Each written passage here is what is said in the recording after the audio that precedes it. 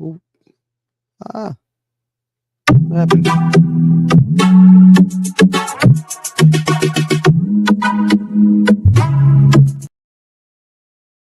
Okay, that was weird. Welcome back to Lostboys Cypher Circle, everyone. I'm sorry for the brief hiatus last week. That being said, we are back for another one. If you don't know what Lostboys Cypher Circle is the show where I bring artists of all kinds, whether they be rappers, poets, writers, painters, authors, and we come on and we share our work and we talk about it a little bit. It's kind of our weekly therapy session.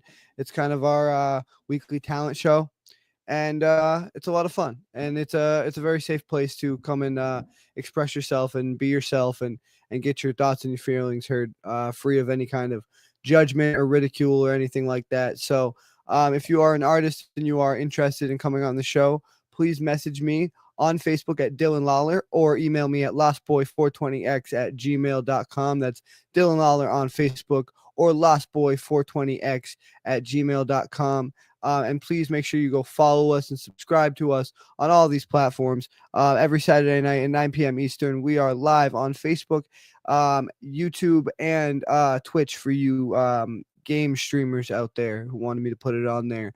And keep a lookout for more Lost Presents Deep Cuts as well.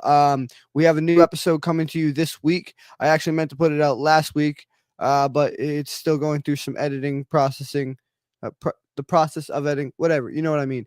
I'm still in the process of editing it, but we got a new episode of Deep Cuts coming to you very soon, episode 8, I believe. That'll be on the Lost Boys YouTube channel, so make sure you stay tuned and go check that out. And if you want to donate to us, as always, Cash App, Venmo, or PayPal, Lostboy420X, all of the same tag for all of those apps. And don't forget the X. Before we get into the show, as I always do, I will give a quick trigger warning. And that is because it is such a mental health focused show. As I said at the beginning of the episode, sorry, I just got a little distracted, as you can see. Sorry. I always try to give a quick trigger warning because, as I said at the beginning of the episode, it is a good place to come and get your feelings heard, free of judgment, free of ridicule. Be yourself. As I said, it is kind of our weekly therapy session. It's just how we express ourselves. That's what art is. But in doing so, sometimes it can get a little triggering for either the audience members or even other artists watching or participating.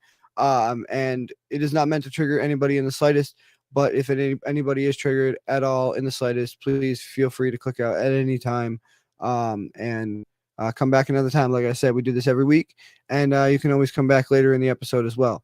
And sorry. Following kind of that same line of mental health awareness, I try to always give my best piece of my 2 cents, my best piece of advice for anybody dealing with their own mental health in any way, shape, or form. And that would be just to reach out. And thank you, Brandon, for putting the Lifeline Crisis up here. That is the Lifeline Crisis 988 for America. Though we do have foreign guests on here. But not just to professional hotlines either. I would encourage you to reach out to your friends, your family. There's somebody who is going to understand you who you don't think is going to understand you, because you're caught up in your own bullshit and you're too caught up here. And that's the worst part about being in a dark spot or dealing with mental issues, is you don't feel like people can understand you. But I promise you that you are wrong, and that there's somebody in your life, whether it be a coworker or, like I said, a friend or a family member or whoever, people on this show. I'd be happy to talk to you any day of the week. There's somebody who's going to reach out, or who you can reach out to, and who's going to reach back and who's going to understand. So I encourage you to reach out to people and don't keep it bottled up. And thank you, Brendan, for the Lifeline Crisis. There's also betterhelp.com if you want to show that. It's not a paid promotion by any means. It's just a place where people can get some help. It's online therapy. I've heard it's one of the cheapest options out there. And the coolest feature about them, in my opinion, is that if you don't connect with the therapist they hook you up with, they'll switch it out free of charge until you find someone you do connect with. And that goes hand in hand with the whole feeling like someone can understand your problems, feeling like there's someone that you are comfortable talking to, that can reciprocate in the way you need them to. So that's a service that BetterHelp provides. So please go and check them out. And if you are looking to ask us anything in the comments, comment on artists performing tonight, any and all of the above, please drop your comments down in the comment section below. And with that being said, we're going to get it right into it tonight. I do not have a piece for you guys, but I'm going to bring my man Caleb up, and he's going to spit for us real quick in place of me.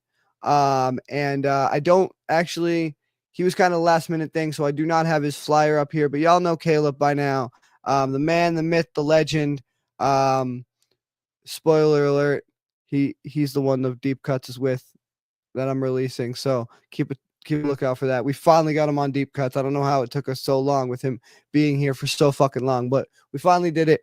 But without further ado, let me bring my man Caleb up here and let him do what he does. What up, man? What's good, Dylan? What's good? I've got new shit today. New shit. New Nice. shit. All right. Man. I'm proud of this one. I like this one a lot. Word. All right. I'm excited. So what's this one called? I didn't have a title up here for you at all either. So like I said, it's just kind of last minute. Gunstroke. Ooh. Yeah, Gunstruck. Gunstruck. Gunstruck. Okay. All right. I was gonna say. Lovestruck.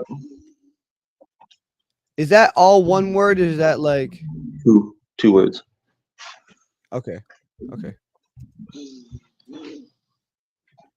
All right.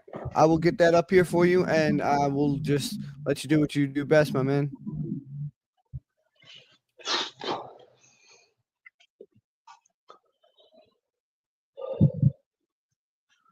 I'm at the pinnacle. I'm at the pinnacle, atop the tower of hatred. I'm blanking the thoughts till I feel I've projected my ridicule. I don't feel so minuscule looking down at the paper, releasing emotion to soothe my commotion when contortions are rapid blowing through sanity like it's fuel for explosions. Light the match and watch when I destroy the earth like it was already rubble when I returned it to dust. These troubled thoughts that are fucked, like an ash went up and I decided it's ready to combust. Shit. I'll shake off all of the rust, right like I'm beginning to nut, like these words are the slut, like I took in the ear and spoke enough you could feel the hand starting to touch. Oops. Perversion's emerging. I'm lurking with guns up till your body is shaking. Stroke back chambers till the gunpowder starts burning. Turning the magazine till your stomach starts yearning, like you want the bullet I'm holding. I'm at the pinnacle atop the tower of hatred. I'm blanking the thoughts till I feel I've projected my ridicule. I'm indescribable, indestructible when I'm on a warpath pursuing my crucible, inconceivable when I speak, so don't try to understand all my principles when I yell out that I'm consistently continual. It'll shake the earth and shatter all of its minerals. I'm literally always so serious, like a joker to kings, till that throne breaks and I have the court bowing on knees. I'm sewing the dream like it stitches to flesh. Sacrifice skin to show my lust comes like a sin. Don't listen in too closely or you'll feel that gun start again, like bang, bang, bang. Into your belly, feel your lips start to grin. Feel your chest start to bow to my whim. Gun struck from the chamber I wield. It'll have your mind starting to bend. Eyes roll back like we fucked from the voices I send. Oops, back to the tower I bend. Like a terror reading, I'm destructing the pen, but constraining the pace like it's a wage for the rage, a cage for the crazed, a blaze for the match. I watch the time like a sign to the crime, a fine for the mind, a line for the thrill, and a pill for the chills. I'm at the pinnacle atop the tower of hatred. I'm blanking the thoughts till I feel I've projected my ridicule. Rising from hell are the demons I've lived. Climbing my building, I'm tired of fighting with hands. Banned from repent, each blow that I land are impacts you'd hear like echoes of war. My horsemen of glory are soldiers of victory. An army I've built in the mirror of man. Your gun struck like the love that I send.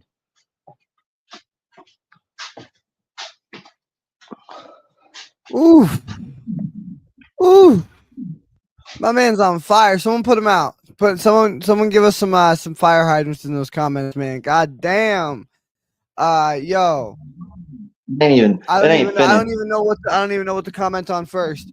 Whether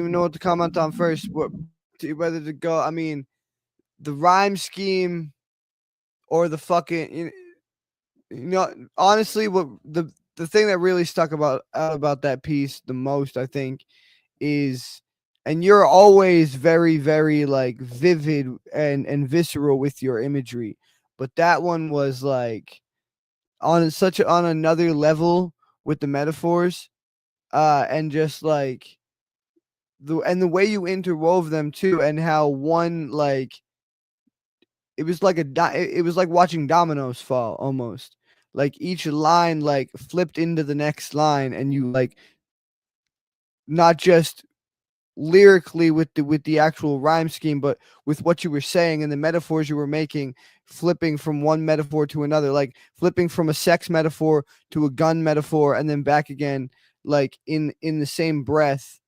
You know what I mean? And just the way they fell together like dominoes, and how they like it was wow, that was fucking that was dope, bro. That was really dope. And as soon as you started spitting it, bro, I remembered because you sent me like that much. You sent me like a little kind of like snippet the other day, and I remember sitting in the car like the other day, and I was trying to break down this one fucking this one little fucking bar you sent me, and I was like sitting there for like 20 minutes, like trying to like break down all your because a lot of the time, especially when you like don't send me like voice messages or whatever, like it's up for me to kind of like interpret the flow too.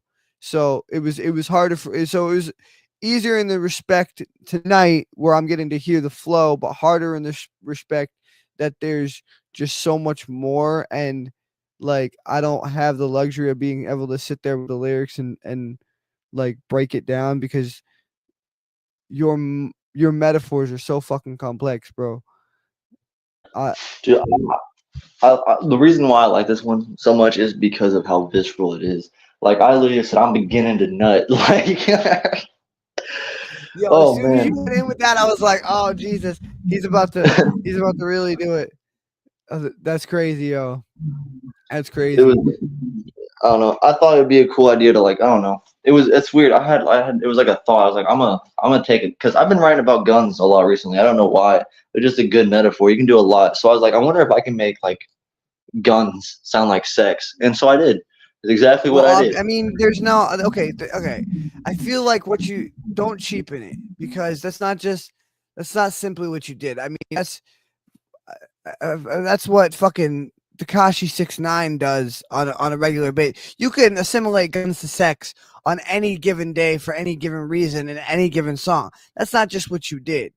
And to say like, I mean, like I guess I don't know. That's to me it was so much more. It was like it was a brain exercise. You know what I mean? Like it was if you don't see if you take like if someone looks at that for face value and just the face value of the guns and the sex metaphors, fine, okay.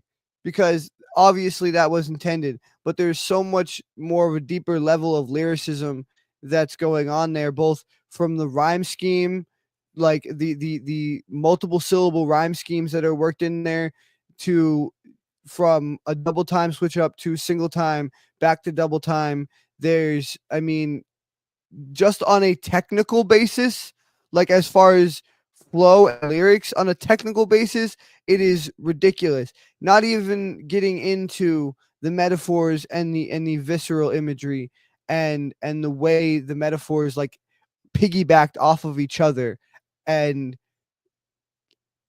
like the way you chained everything together. I mean, there's so much more there than just guns and sex. You know what I mean? The way Yeah, I very feel like you kind of 100%. took like because that's what every like rapper like raps about. You know what I mean? Like gangster rapper. And I feel like you kind of took that and you were like, all right, let me take that and let me flip that and do. You know what I mean? And you Dude, nothing flipped gets it past so me, does well. it?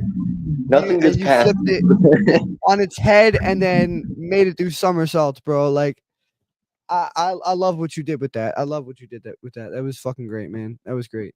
Um, I appreciate you. I appreciate you. real quick, I will bring our other guest. We do have a small show tonight. There's only going to be 2 guests tonight. But and Caleb's actually filling in for another guest that unfortunately couldn't make it. But Shannon, I didn't want to get your take. What did you think of Caleb's piece here? Oh, you're muted. Hang on. There you go. I am horrible with electronic stuff. Honestly, it's kind of terrifying. Like the way that you are very almost vulnerable in your armor. Like I don't know how else to describe it. Like you are putting up all of these walls and throwing out these words of like anger and like almost like a toxic masculinity, but not. I don't know. It's very spiky. It's very like I'm putting this out there because I absolutely am just done with it all. And I don't know. There's kind of a terrifying like power to those words and the way that you present them. I mean, like if you're watching it, it's almost like you're like, I'm sorry. Are you mad at me? Which I don't mean that in a bad way. Like I Sometimes like, it does come off as an attack. I get what she's saying, for real, like it does. damn, okay. Like there's a lot to unpack there. There are so many layers to that. And the way that you present it, I think is very powerful. I don't know whether I appreciate you or what. No, I'm just playing. That's cool though. That's a cool way to perceive that. That's a cool No, way. But it's no, right now currently my ex-girlfriend's in a van with my best friend, so it did come from a place of anger. yeah. You could feel that. Like it's A van definitely in a definitely van. a lot All of right, hurt. Yeah, let's not unpack she, that. Let's yeah, not no, unpack yeah, that. but Let's that's not where it unpack came that from. particular van. That's where all that came from. That's where this song even came from. Jeez. Well, yeah, I get it. that is quite a lot to unpack. Um, but I think that the best thing about your writing, I've told you this, and multiple other artists have told you this on the show many times, is that the best thing about your art and what you do is you are so able to just bleed it onto the page. Let everything you're feeling on inside come out in your work, and be completely expressive. And it just makes it so raw and emotional. Like every time you do a piece, even if you're not like particularly angry at that moment, you just have a very good knack for um you know venting that out and letting that be where your angst and your aggression and your demons go to play, or whatever they say. That's a good. I'm putting that in a fucking verse. Demon, where your demons go to Yeah, play. That's a good that's a one. bar. That's a That was off bar. the top of the dome. I Anyway, think yeah, man. I think it's really admirable that you are able to like draw up these emotions and put them into very poignant words that I mean it's like a flow and it has a story to it, but it is still very raw, but it's not discombobulated. Like it's meticulous, really. It pretty much everything I've heard you do is very pinpointed. Like you're the kind of person I could come to you and describe the most obscure feeling, situation, or um, thing that I've seen, and I bet you could write something in like 5 verses that pinpoints it exactly, and that is something that is very admirable. Well, hell yeah, I appreciate you. This next piece is gonna be even. It's, mm, I can't wait. I'm looking forward to it. Get a volume. Yeah, the I he really does give me like he gives me so much value every time I hear, like, just as a writer myself, like in and especially like I write a lot of poetry and rap too, but like just I get a lot of like I don't know. I every time he does a piece, like I find myself studying him, not just like his technique, but like the raw emotion that he's able to deliver, and like just like seeing, like trying to figure out where that comes from. And by the way, we have a deep cut, cheap plug. We have a deep cuts episode that goes deeper into that very question. Where does Caleb draw that emotion from, and how does he put it into his pieces? So that's coming to you very soon, actually. But yeah, he is an artist that always, like, he's always making me think and always making me like question my own, not only my own work, but my own like emotions and shit. So, and when an artist can do that, to me, that's what an artist should be able to do with their work, whether it's a story or you know, a verse, or you know, a painting. Like, it should be able to capture me and make me think, and you always do, bro. So thank you for being on, and thanks for sharing again. We did have I know this is kind of last minute. We did have another artist. She messaged me just a few minutes ago and unfortunately said she wasn't going to be able to make it.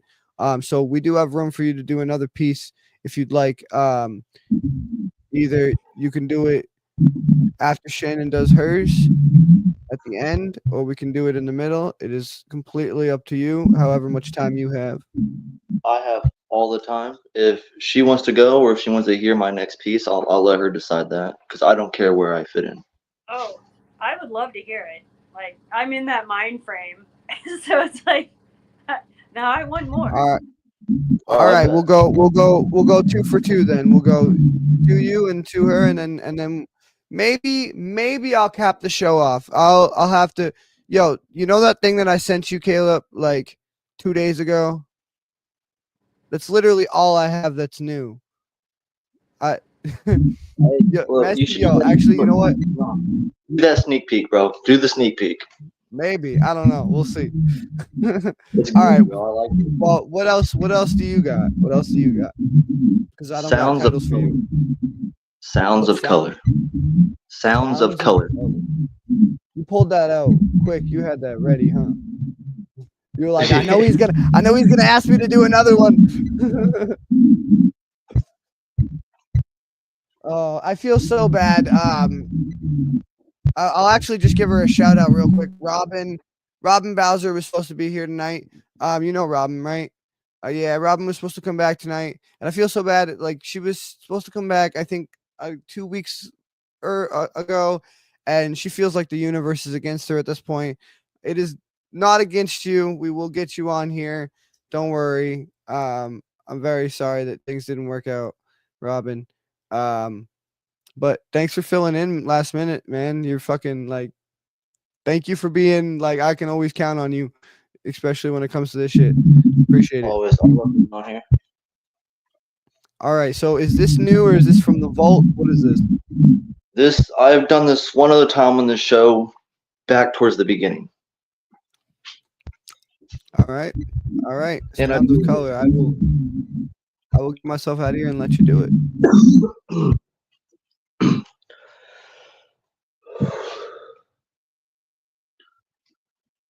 Why am I the only one that can see the deeper bleep? Why am I the only one that can only see the deeper sounds? My past got me here, but it wasn't safe to survive whatever the hell I've been through. Forever is the mouth I've clinged to, so lost is the word because it never came through. These words can never be permanent. So long as I'm the one saying them, though you don't have to listen, you should at least give me credit for putting in my submissions. What have you got to dream about? I'm curious. Because this is just a dream I'm pursuing through chaotic nonsense that I've stopped believing were modest. But hell, they put me here, and to be honest, it was a guide. Footsteps in the sand that led a hard journey, but in the end, take a look at where I could stand. I would climb a mountain of sorrow with a fistful of doubt and a wish to fulfill all these dreams I've been talking about. So ask me what I've been dreaming on my own, incognito. Unconscious scheming seeming to burst out, and I'm free falling into the book I've been jotting. Whimsical rhyming, listen or read and understand some of my dreams are color segmented, only seen selectively, and I'm feeling blue with red ribbons. This anxiety is green, and I see the red fear with black wings like a demon out to get me, but I sit peacefully, fighting white iron wars against mentality, and I'm feeling dreary. But I think, why am I the only one that can see the deeper colors? I wear turquoise embedded with crimson ruby to mark a stain. The resin of definitive beauty showered with goldenrod till perfection is perfect to feel green and lose it, to fade away to blue and choose not to do it. So ask me what I've been dreaming. I've been thinking that color segments don't have meaning, so be proud and carry your pride till it's the end of your movement. And I keep tracing lines in shades of gray, trying to define a pathway, but they fade away. And the horizon splits in hues I can't contain, but I draw with a purpose, knowing I'm not the same. I like to paint my thoughts with a palette in the shades of a wraith, but with silver and violet intertwined with gold. But still I wonder, am I chasing that ghost, or is it the dream where I've been the host? I get lost in that prism as reflections turn to ash. Every hue that I embrace fades when I gasp, so I'll dip my hands in the ink of the night to write what I see when there's no light. Do you hear my colors in motion? Then you're part of the scheme. You might think that I'm lost, but I'm painting it clear. Every stroke is a story as this canvas clears. There's a rainbow in chaos if you stop to stare. Each fracture of light is a moment to bear. I'm sculpting my way through these shades of confusion I face every day. So take a deep breath and let my spectrum bleed. Through the cracks of your mind, let the colors be freed, because I'm dreaming in fragments, but I'm building it whole, stitching together with the colorless pieces of my soul. I've heard reds that burn like fury inside, and blues that wrap me in waves, trying to hide, but it's those gentle yellows and the earth-dipped greens, along with the unseen shades that keep me steady as the colors cascade. Can you hear my colors that scream without making a sound?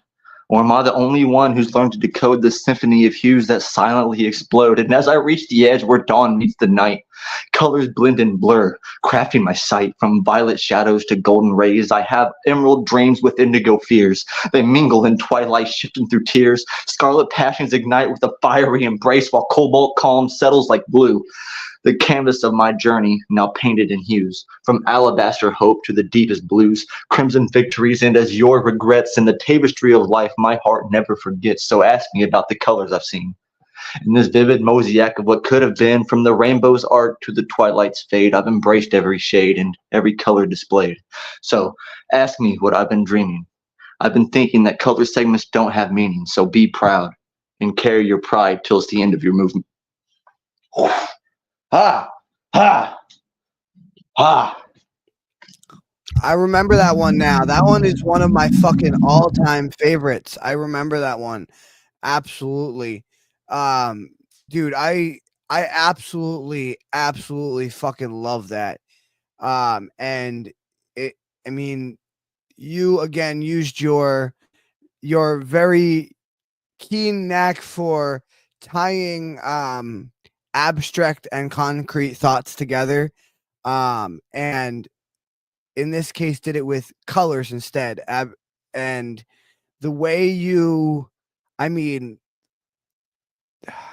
how you described the shade of each emotion. And I love how you said what was it, the canvas of my journey, or what was it, I have painted the can now I've painted the canvas of my journey. And I don't want to misquote it. That's why I fucking have such a hard time with it. No, I you're need to cool. get like a what? I said you're cool. Okay, sorry, you got it.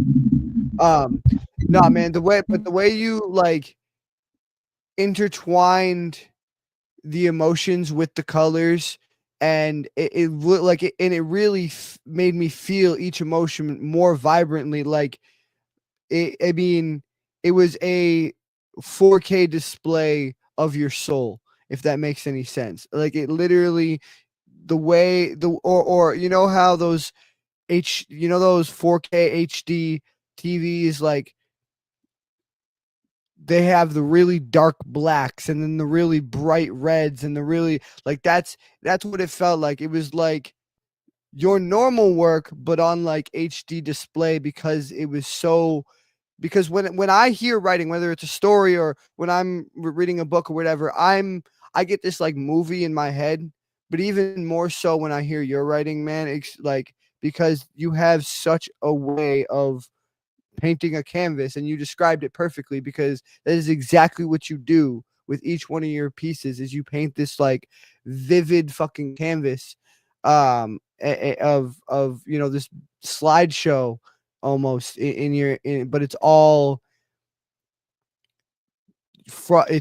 painted with pieces of your soul and your emotions, and the way that you described that was just, I fucking love that piece, man. That was one of my, you didn't actually, that wasn't actually that long ago, I don't think. It was only a few months ago that you did that.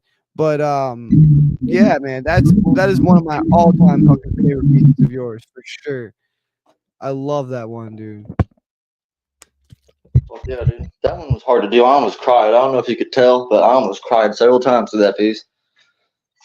Yeah, that one, I mean, you can tell that it is very emotional and very like,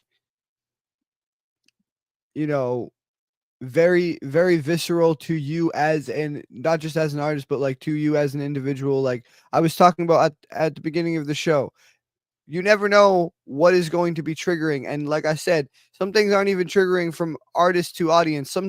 Sometimes we say shit that triggers like ourselves, and that's like kind of the point of what you do. And that's why I love what you do so much, is that you're so vulnerable and you let yourself just feel that emotion. You just let it bleed, you just let it out. And I feel like that's really fucking healthy, man. At the end of the day, like, yeah, it's I get what Shannon said is saying, where it does come off sometimes as aggressive, and it comes off a few of your pieces in particular, not even just that Gunstruck one, but like one I think you did either on the deep cuts or week before that, was just straight up like brutal. Like I felt like you were shooting me with a fucking like AK the whole time.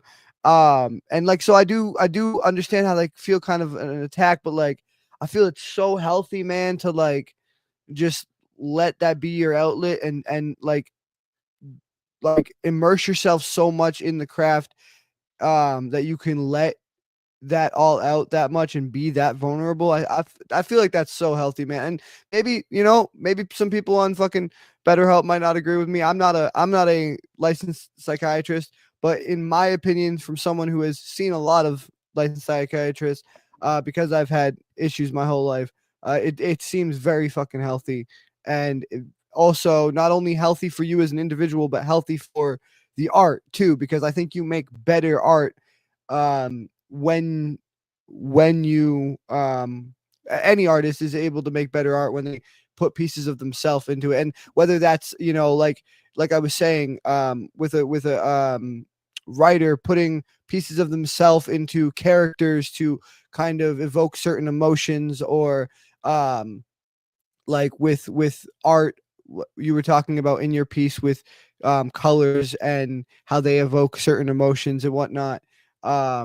I think art always comes out better when you're able to put your own emotions and pieces of yourself into it, and you do it so excellently, man. So that's fucking, like I said, one of my favorite fucking pieces. I'm gonna get Shannon up here, see what she thought. Oh, you are muted again. Hang on. I'll get it right, There I you go. promise. I'm curious, like, what inspired that? Well, so you know what an aura is, like how people can see auras. That's what it's about. Okay.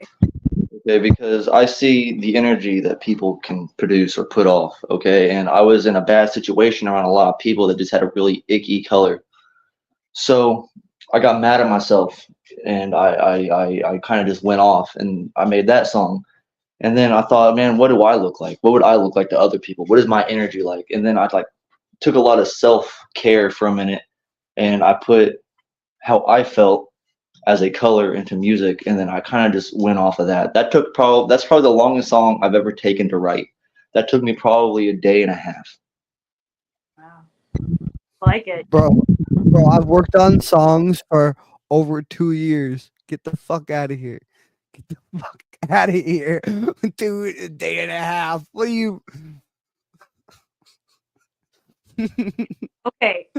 uh, For him, that is a long time. He's no, one of yeah, the people just like rapid fire brain things going on. so one of the most prolific I have ever met.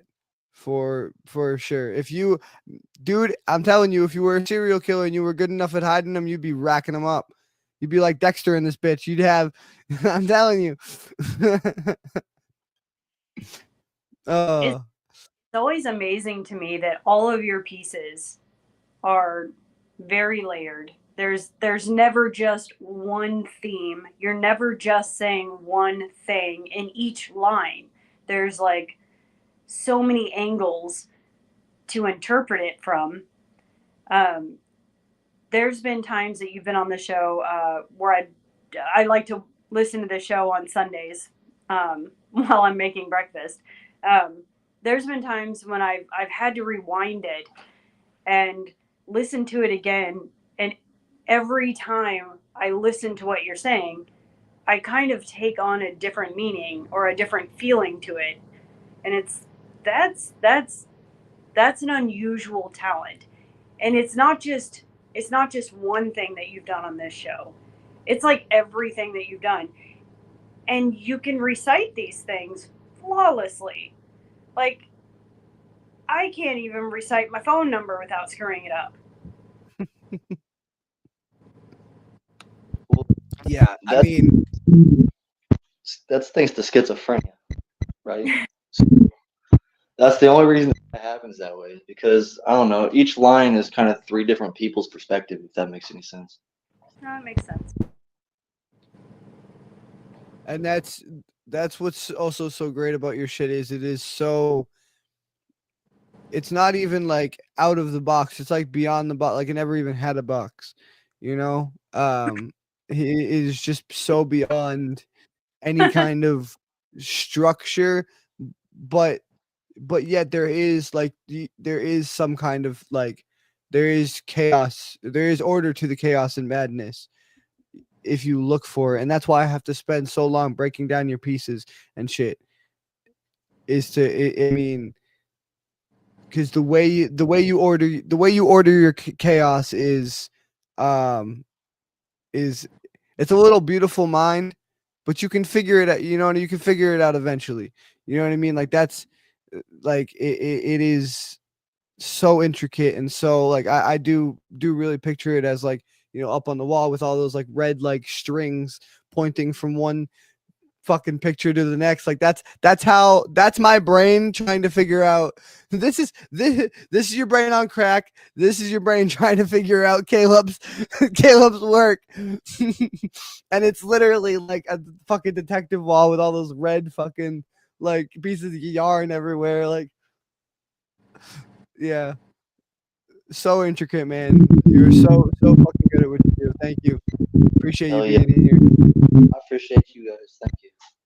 I really do hope that you can make like a compilation book of your works. Um, I mean, I'd buy it for sure. I think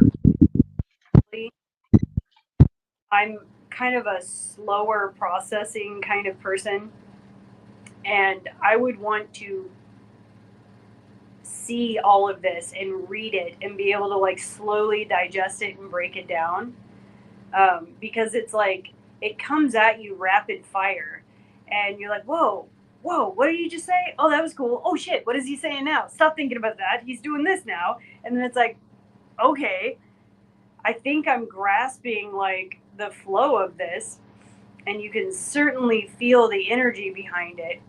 And but there are certain key lines that really stick out to me, but I would almost need them written down on a paper so I could re-reference them and be like, what was that again? Okay, this. Yeah, that was cool. Let me ask you about that a little more. Um, have you thought about like doing a book? Yeah, I have. So I say this all the time.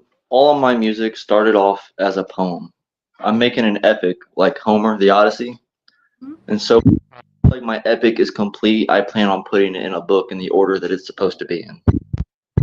Okay, I love that.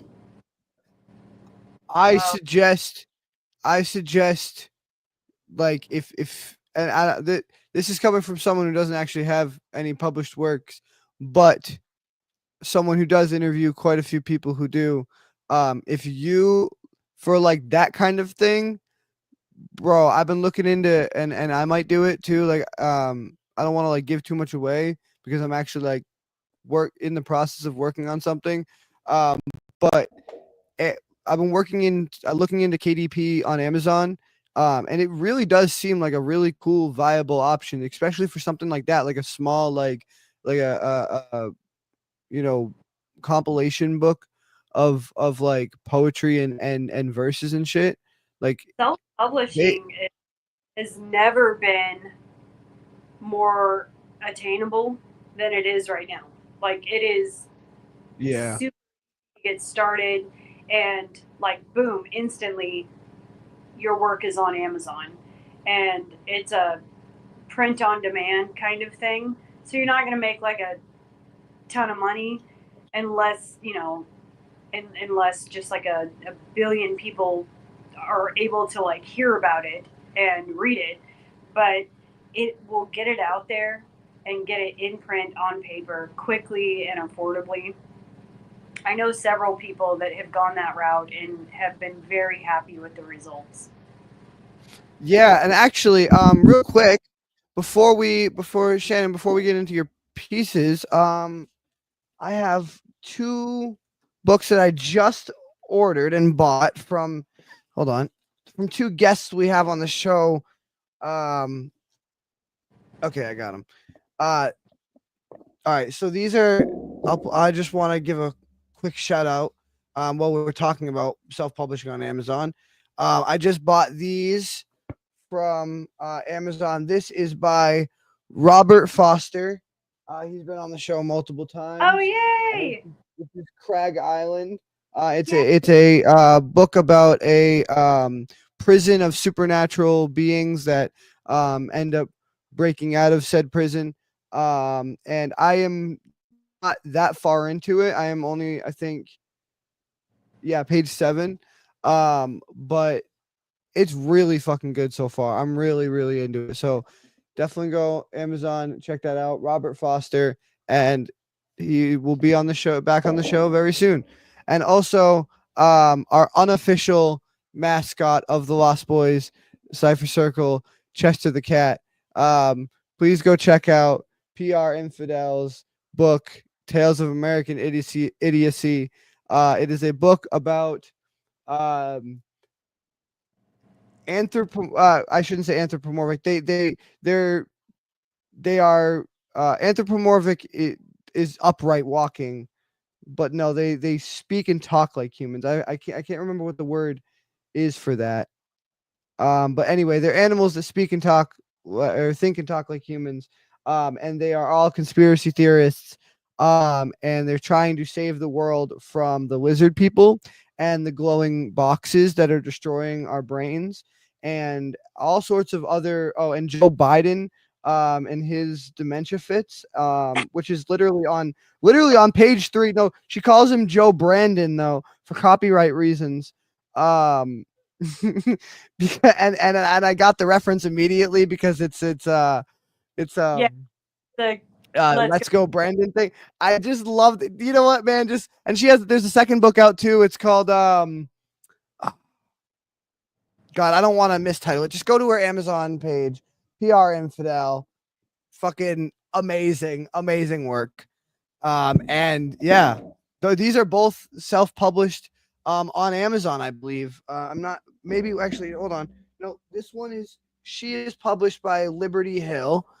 But I believe Robert is self-published.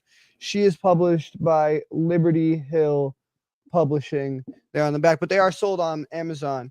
And yeah, but I mean, if you look, see, traditional publishing, self-publishing, still very good quality. I think that Amazon puts out.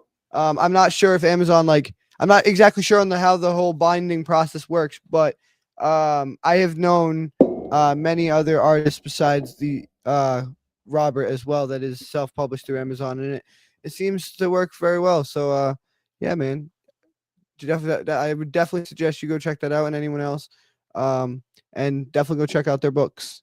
Oh, I'm putting them in my cart tonight. Hell yeah. Yeah, they're I mean, they're really good reads so far. I'm only a few pages in and I'm already like, well, for I'm like dying laughing at Tales of American Idiocy and Crag Island. I'm like, I have goosebumps going up my spine. So it's like two different emotions, but both very good reads. But anyway, with that being said, let us get to Miss Shannon. I have some information for her pulled up here. Um, she's an author. You guys can go follow her on Facebook at Shannon Province and on Instagram at gcoffee61381. And if you would like to be a beta reader for any of her upcoming works, please email her at gcoffee61381 at hotmail.com. Not Gmail, not Yahoo. It's Hotmail. Um, and with that being said, I'm going to play her flyer and get her up here.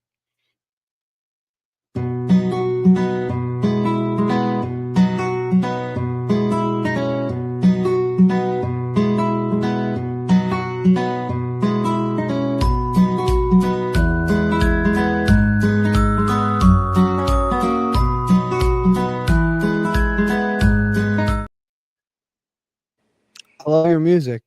It's so you. You know, actually, I should probably ask you this sometime outside of this show, but if I sent you music that I have permission to use that was not mine for that flyer, would you Yeah, I be can able do to? that. Okay. All right. Yeah. Well, Well, we'll have to work out like logistics just as far as like the actual sending of the file and me yeah. receiving it in a way that I can put it on there. But yeah, absolutely, I can do that. Good. For sure. For sure. I I mean, just those are like generic, like most of the ones that I use are like generic ones that I get off of freaking CapCut because they're it's they're easy and accessible and free. it sounds like The Sims, which is hilarious because I used to just play the crap out of The Sims. That was like the closest thing to a social life that I had for a long time. So, uh, you That's know, just you could just you walk I love the memes where like that now you have like the sim memes where it's like you walk away for 5 minutes and like your whole house is on fire and like the right? dog is like in the drying machine and like Yeah, and your child is a ghost. and it, like I saw one the other I saw one the other day that was like this is my house when I leave to go to the store for 5 minutes. I'm like, oh god, Yeah, that's scary accurate. That's scary accurate. people are worried about AI. They not remember The Sims. My gosh, there is. Yeah, I know. Well, anyway, welcome back. I mean, I know you, Brandon knows you, Caleb knows you, but for those of us who don't know you, if you want to tell us who you are, what you do, Uh, by all means. I'm pretty boring. Yep. No, I'm a healthcare worker for hospice. Um, married, 2 kids. My kids are your age. Um, so that's kind of fun. Oh, fun update. The short story that I did on your show, I actually sent it to a publisher, one that does a lot of short stories. And they said it was actually too short for their platform, but if I was interested in expanding it, they would love to revisit it. So I've been working on that, and it's looking like it's going to be closer to novella ish. Um, Hmm. so Nice. that has been fun. It's it's kind of it's a trippy thing to you come up I you come up with a story idea and your mind is just all over the place. You're adding all of these details and all of these things that you want to put in there. And then when I wrote it, I was like, no, I really need to shrink this down so that I could potentially read it on your show and it not go on forever and ever and ever. It kind of did, but in the scheme of short stories, it was too compressed. So then it was almost like starting over again and reformatting it with a lot of the ideas that I had just kind of shaved away. Um, and that is kind of a tricky thing to do in your mind when you feel like you've started something and then completed it. It's really hard to go back and revisit that and kind of reopen that uh, enthusiasm, I guess you could say. Uh, I've been reading very, very slowly Broca's Brain by Carl Sagan, and that has actually given me little bursts of inspiration to keep adding to it. So I am hoping that by this spring I will have that wrapped up and I'll resubmit it, and they might say, "Nah, thanks for making it bigger, but no thanks." Either way, it's been fun to have something to look forward to, even if I've been a little bit impotent with my attempts at expanding it. I think I've added maybe 100 pages. I'm just joking. Well, I have hey, not. as you as you were saying, like self-publishing is still like more Yes. of a viable option than it's ever been. And I believe when he told me about this, Robert described this himself as, yes, he described this himself as a novella, and it comes to, I believe, 55. Yeah, 55 pages. Yeah. And the text, I Hmm. mean, look at the text. It's not even that small. Yeah. Yeah. I honestly, to the average working adult, um, most of my friends, actually, I don't really have many friends that read. Brandon reads occasionally. Brandon was actually the only friend that I know that actually reads, funnily enough. But even if my friends did read, um, I don't think that they have time, because I barely have time with everything that I do to read a freaking novella, a 55-page novella. I could used to be able to crush this in a night. I used to be able Yeah. to crush stuff like that in a night, and I can barely like. So I feel like there's definitely an audience nowadays more so for novellas than novels.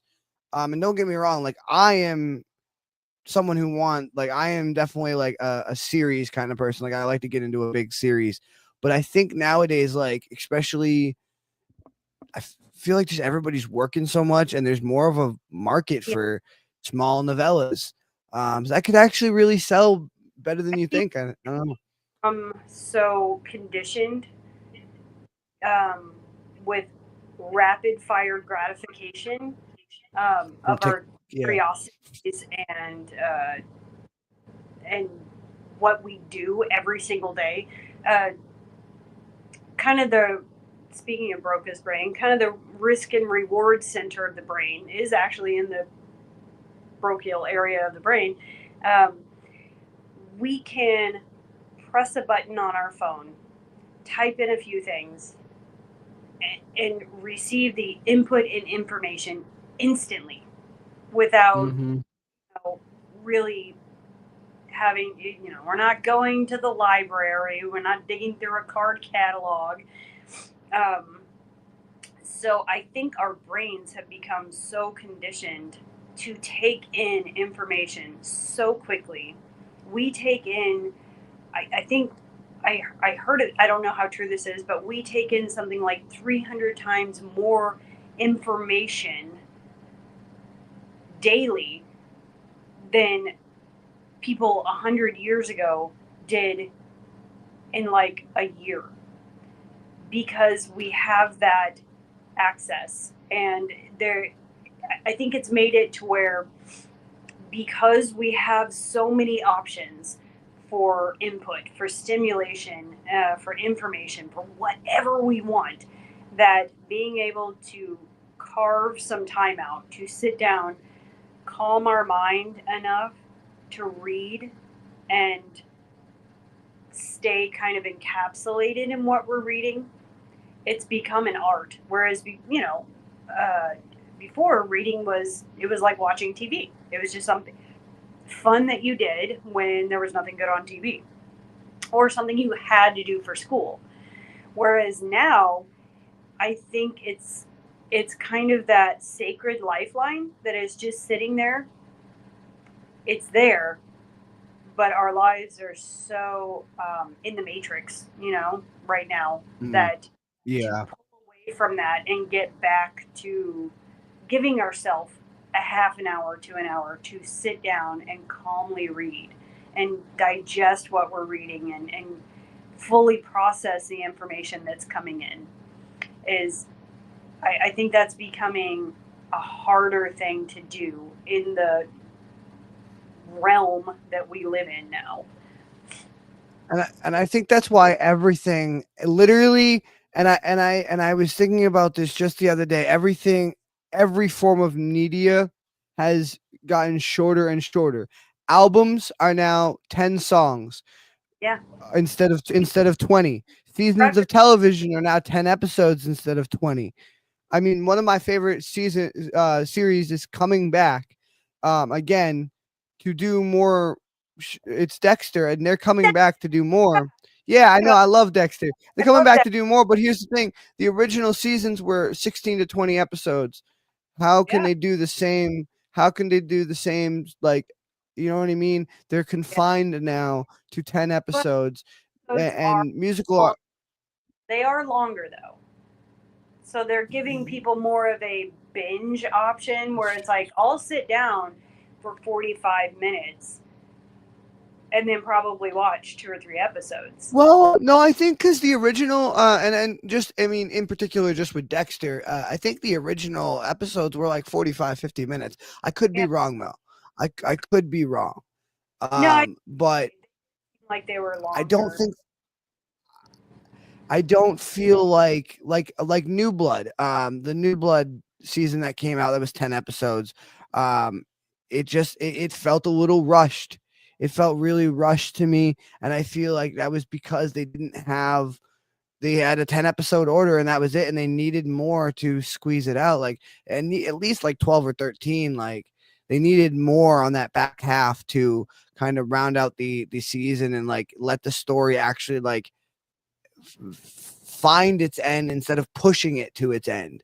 You know what I mean? Like, the story Yeah, has to naturally progress to its end instead of being pushed there. And I think rushing it. a lot of what you're seeing is instead of 15 minutes of fame, it's 15 seconds of fame now, because we Yeah. have TikTok, and it's that 15-second instant gratification, like you were talking about. Like, if we need to be satisfied and we need to get just all the information at once, everything all at once, all the time.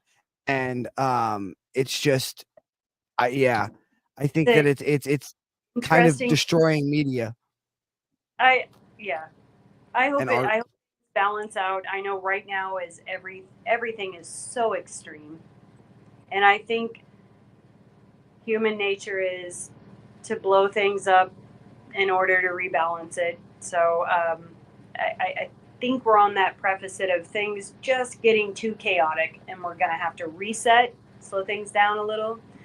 Um, but yeah, so I mean, I get it. Absolutely. Um, but Well, oh, anyway, we have sorry. not done any of your pieces yet. I want to get into that because we have been chatting for just a minute Yeah, here. I do want to hear I do want to hear your work tonight. Um, so you had messaged me because one of your pieces here was not written by you, but you wanted to do it as kind of a tribute. Is that Do you want to do that first, or do you want to start off with the other one and kind of keep it light to start off with? It's up no, to you. let's do this one first. Speaking of self-publishing, so I do have permission to uh, go into this a little bit and talk about my friend. I did meet her through my work. I work in hospice. So I got permission from her family ahead of time, and I just wanted to read one of her poems. Um, she self published two books. One of them is called Color in My Life, and it's just little snippets of her life, little stories about herself, little anecdotal things about her life, and some poetry and some doodles. Another one, I don't remember the name of it because I haven't bought it yet. It's in my cart. Uh, is more photography that she's done in her travels. Um, but the one that I'm going to read from is from Color in My Life by Shirley Dale Richardson. Little background: she was someone that I met through work, and I know what I signed up for working for hospice. We all know that. I've done it for years. I've been a CNA since 2010, so I I'm I know what I signed up for. They tell you don't get super attached to people. Don't keep a little bit of a barrier there. I've never been good at that, but when I say the moment I met Shirley Dale Richardson, there was just something amazing about this person. She was the only person who has ever been able to describe certain things in a way that I have only thought and felt but could never put into words. Kind of like your last guest. Like, he can describe things in a way that you can feel it and think it and see it, but you don't know how to put words to it. She could do that.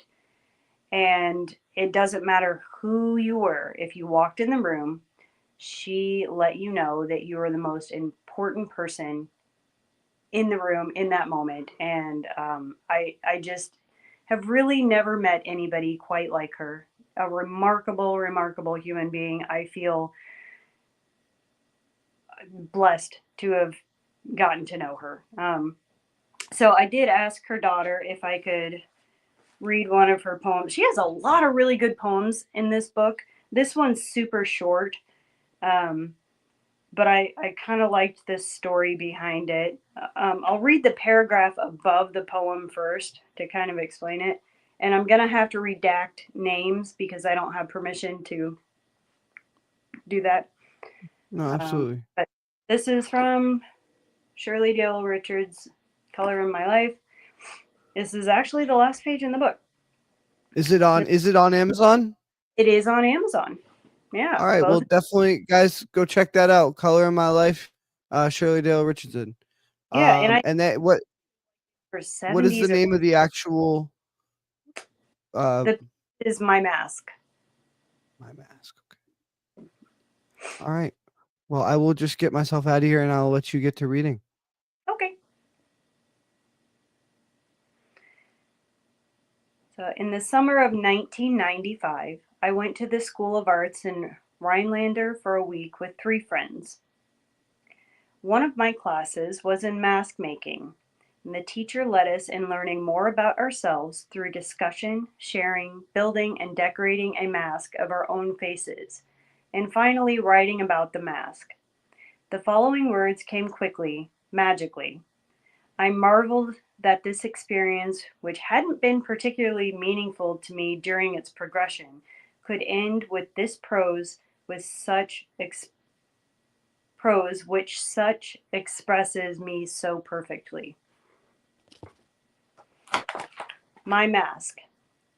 The places within me, my face a vessel. For the warmth of the sun, I wish my lips speak love. Let flowers be a greeting to my eyes. I must not forget my tears and their gifts of cleansing and understanding. Shower me with a sprinkle of humor. Let feathers wash my cheeks for solace. My bow is a thank you for my femininity, the gentle moss to protect my memories. May I lie down to bend with the earth without guilt. But first, I have a lot to do. And that's it. There's actually a picture too. This Oh, is her cool. drawing of her mask. I don't have the photograph of the mask that her I daughter. really love that piece, and I really love how she ended it too. Um, and I don't want to. I don't. That last line, let me lay something. It was very poetic and beautiful, and that's why I don't want to misquote it. But I like where she was like, but first I have a lot to do, and it kind of reminded me of like I don't know if you've ever heard the my poem, The Suicide Note of a Chronic Procrastinator, Yeah. where it kind it ends. This is not a suicide note, it's a to-do list, and there really is so much to do. And it kind of like in my head it reminded me of that kind of like sentiment, or that feeling. That's the feeling it gave me. Man, that was a really good piece, and a beautifully read, and a beautiful tribute. So I mean, no, you did great. Don't sell short. You did great. You did great. And I'm always freaking, trust me. I've read your stuff. I'm so nervous when it comes to reading other people's stuff, especially live. And people ask me to do it way more often than you think. I think Oh, the first time you came on, I read one of your stories for you. I And it was love. just because you just pictured pictured my voice like sounding good in that role, and I hope that I did it justice. But yeah, You. it always makes me nervous. Well, So, we all get nervous, but I thought you did wonderful. I think you really captured the tone of what I was going for. Um, so interesting tidbit. When I read this, um, it was one of the last times I was able to sit with Shirley and talk to her. Not the last time, but one of them. And I asked her, was the mask a death mask? And she said, well, no, I was trying to make it a mask of my life and flowers and vitality and all of these things. But it did seem that by the time I was done writing it, it seemed like that was, I forget how she said it, but it seemed like that was the direction that writing should have gone, just like life. But I had to add in, but not now. I've just so much to do. And that, I don't know, that's just so Shirley. I love She that.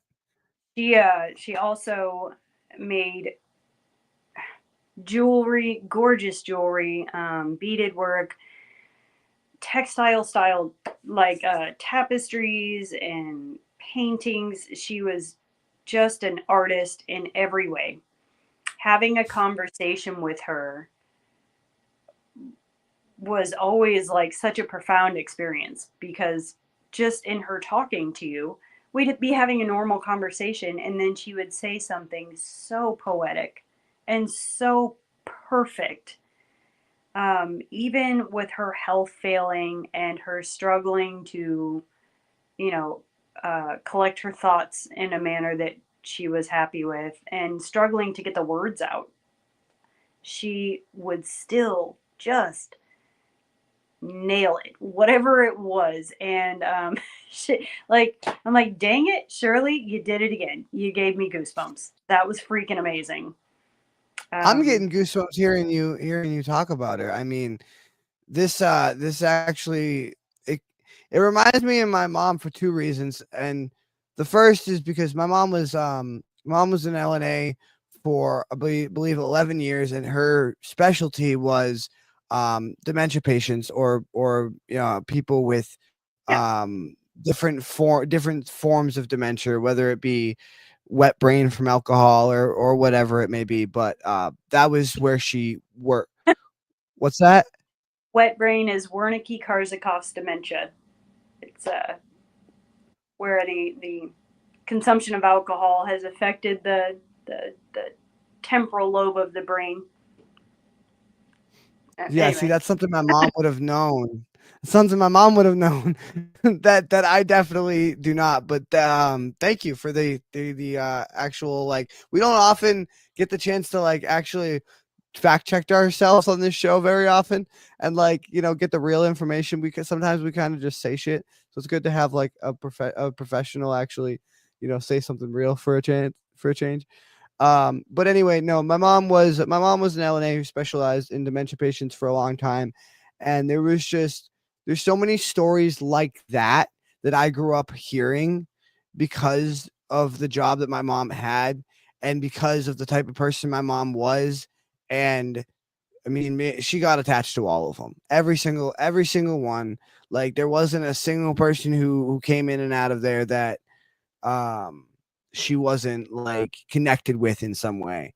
And my mom, like even after she had to stop working because of her own medical conditions, she was through and through a caretaker. She adopted her own sister and then let multiple actually adopted her teenage sister when she was in her 20s, and then multiple of her teenage sister's friends stayed at our house, and one of them was actually legally adopted.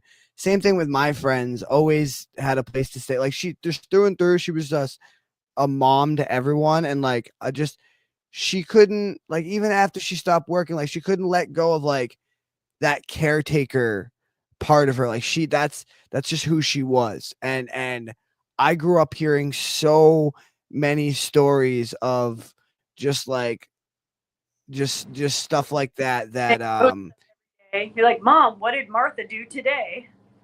yeah, like, oh my god, I don't know her name, but I called her the hey honey lady because she'd always say hey honey, hey honey, hey honey. And I met her a couple times, but she was not not quite as extreme because like obviously it was uh, you know, there were certain liberties taken for the movie. But you know, 10-second Tom from 50 First Dates, Yeah. she was like that in the sense that she would not necessarily after like 10 seconds, but she would forget that she had just told you the story or whatever, like say the same exact thing. And but she was so endearing and just so like I don't know. It's crazy how, like, because I grew up with my mom in the medical field, and she took me to work multiple times, and it's crazy how like some of the people who are the closest to death are the fullest of life, if you know what I mean. And Yeah. like I I don't know if like I don't know if that and I feel like it's the same thing with practitioners and nurses because they are so close to death every day. Like they kind of have to be full of life or like they just be an empty husk. You know what I mean? And I so think there's something you so got really admirable about what you do. yeah. Not Oh, thank not just physically, like, you know, helping people, but like emotionally yourself and like the weight that you carry and still are like this bright, happy, bubbly person is Oh, not amazing. all the time. You can ask my kids. I'm a grouchy old thing. But you know, speaking of going to work with your mom, and I won't derail you too far with conversations, but when my kids were little, I was working exclusively in dementia and memory care. We were always short staffed. And there were times when, you know, it was my time with my kids, and I just had to bring them to work with me. Um, so my kids got to know my residents as if they were extended family. There was one lady who consistently thought that I was her mother, and we just went with it. And my daughter would play dress up with her, and they played dolls together. That was her sister. Uh, another lady taught my daughter some chords on the piano, and they had a very special relationship with music together. I had a gentleman who was a war vet who could, as they say, turn the sky blue with his language, um, who struck up a friendship with my son. and they would just cackle and say the most ridiculously inappropriate things. Um, but they connected, and he didn't look at my son like a little kid, and he didn't talk to my son like a little kid. And for a little kid to have that from an adult was really special for my son, and they just Yeah. instantly clicked. Two troublemakers in a room full of little old biddies who get offended by everything. Oh, they had a blast. So That dude, oh, man, that just again, stories like that are like. I feel like stories are like that are like part of what made me who I am, and like experiences like that are part of what made me who I am. Like the people, like there's pe- most of the people that I'll never see again are the people that have had the biggest impact on me in my life. yeah, And whether that's, friends that have passed or my mom herself, that passed, just, I mean, like the biggest, like even people that I've only met for like a brief moment in passing, or like, I had like, I had like relationship with them as a child, but then you kind of like grow out and you're like, and then you like think of that person one day and you're like, what, I whatever. wonder how they're doing, or yeah, like, yeah. And At like, so, somebody but like at a bus stop or on a train or in the airport, and just had the most wonderful conversation. And there's such a freedom for both people to know I'm never going to see this person again. So I'm just going to, and they're open to it as well. We're just going to have the most candid, honest conversation.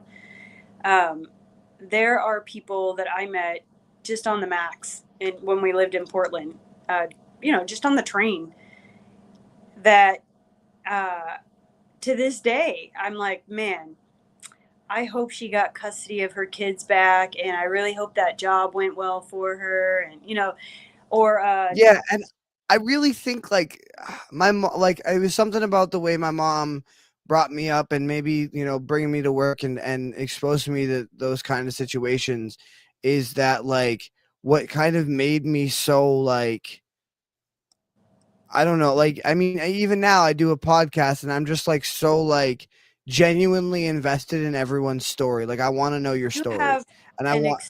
extremely nurturing soul. You do, uh, and I'm sure you got that from your mom. Uh, you are the kind of person that I feel like Shirley would have just adopted you. I feel like you and her would have the most amazing conversations.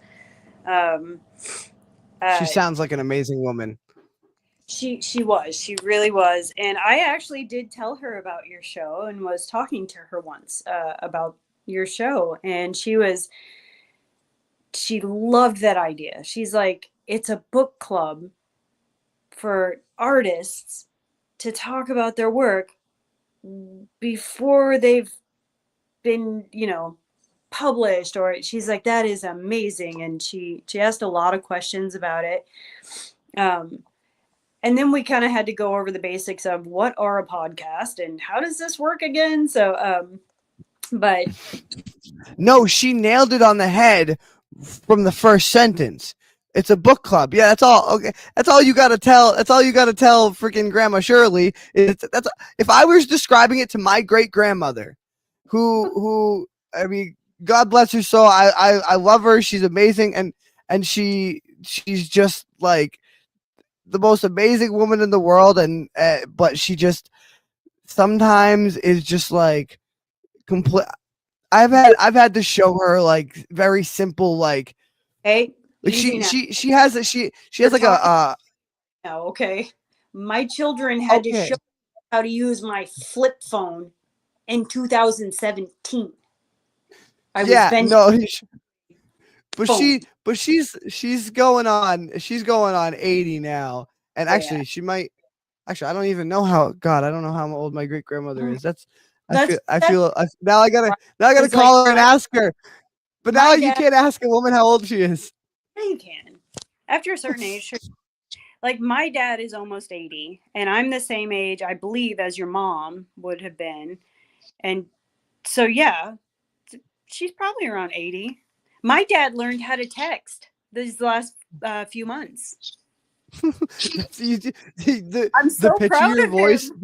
I love the pitch of your voice went up. My dad learned how to text. Like you were so like proud and excited. Like, oh my god, my dad even learned how to text. It's 2025. okay. It is such a relief to be able to just send him a text saying, I'm driving right now. I'll call you later. Or I'm not ignoring you. I'm just at work. Stuff like that. To be able to just have because everything for as long as I've known the man has been a phone conversation, and they are never short phone conversations. So being able to just shoot him a text, oh, I can't tell you how relieving that is. I don't have to hear about his political views. I don't have to hear about church. I don't have to hear about any superfluous information. I can just find out what time he wants me to pick him up for his eye appointment, Right. Yeah. Yeah. And I mean, but there's something like so like so different about somebody who isn't so encapsulated. Like we were talking about the instant gratification thing. Yeah. And like it's not just because they're from a different generation, like they genuinely people over like I mean, and it's not everybody because I know 60-year-olds who are like tech wizards, you know what I mean? And vice versa. Actually, there are fewer and fewer young people that don't know what the hell, but like Brandon barely knows what the hell is going on. All right, and he's the producer for the show. I have to whip him into shape. But no, I mean,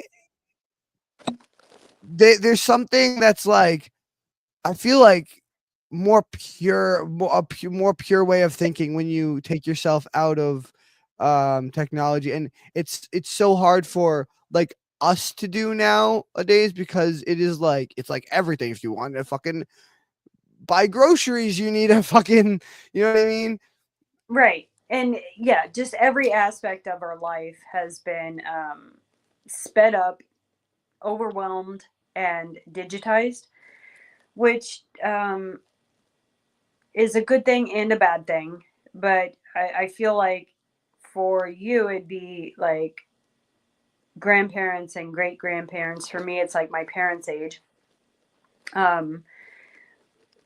Structurally, the way that their brain functions and thinks is totally different than younger folks, than people your age and my children's age. And, if I was a grandma right now, which I, could have been, but those children are going to grow. You're like crossing my fingers that my kids don't have anything to tell me. College first, Zabe, get a job, those things. But yeah, structurally, physiologically, the way the younger generations of humans' brains are functioning is quite a bit different than the functionings of, let's say, when I was 22 versus you now at 20. Are you 23 now? I am 23. Dang, Yeah, getting thank old. you. You remembered. Oh my Yeah, god. Yes, no, listen, I am 23 now. Yep, September. you're just a little Um bit older than my son, so it's easy for me to kind of correlate those two. But and it'll be even easier if I tell you I was born 4 days before 9/11. Now you can remember my birthday no matter what. oh, 9/11 was my grandpa's birthday. Oh wow. Yeah, no, but I was born 4 days before the actual event itself. And now you expect me to do math? I don't know. I shouldn't call it an event. Sorry, that makes it sound like a concert. it was a travesty, not an event, more of It a was what world history, so you're not wrong. incident. That's a better word than event. Event sounds more like it's like a show, you know. Although kind of was I a show. It was on every major news channel and everywhere, so it yeah, was I kind was of a actually show. pregnant with my son when that happened. My husband at the time was in the military. I was watching the morning news with my mom. It's what we did in the morning. I would call her, she would call me. We'd watch the world news together, and we'd gripe about things and talk about, you know, the newscaster's outfit or whatever. And I said, "Mom, what are we watching? There's like some weird movie on instead of the news." She's like, "I don't know. Let me see what's on CBS." And then she's like, "It's on this channel too." And we watched it live as the second plane hit. I have like so many friends because like all my friends are either just slightly older than like my girlfriend is 26. She's gonna be 27. Brandon just turned 30. So You're all, I'm just joking. they are they are all like maybe not my girlfriend. She was only 3, but Brandon is old enough to actually remember it. Yeah. And How but my how old dad, was he? well, he just turned 30, so and he's So, December 26th, 1990 1990. Wait, no. so it Oh was God, I don't 3 fucking know now. years ago. I can't I can't do math. I can't do So math. you're There like, it was. so like kindergarten or first grade. Yeah, that's old enough to be pretty aware of stuff. Oh yeah, I mean he and he yeah, and he has told me multiple times that like he does remember. But my dad was um in they had like I had already been born. They had um like had my mom had all sorts of like medical issues, all sorts of like problems or whatever. So they were keeping my mom for like a week at least.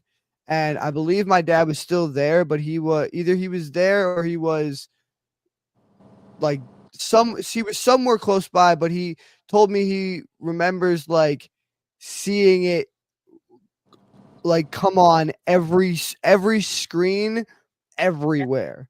Like Yeah. you see in the movies where it's like pops on this screen and then you see over here pops on this screen, and like he told me that it was literally like that where he was standing, at least is like it started just and everybody at first was just like confused.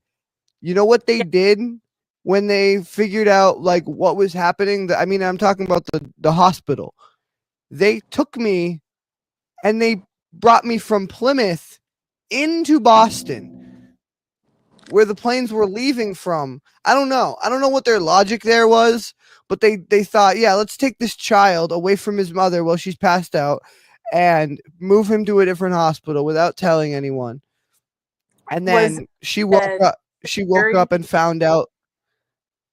What's that? Was that like a security and safety thing? They moved all the babies? I have no fucking idea. I have no fucking idea. But they moved.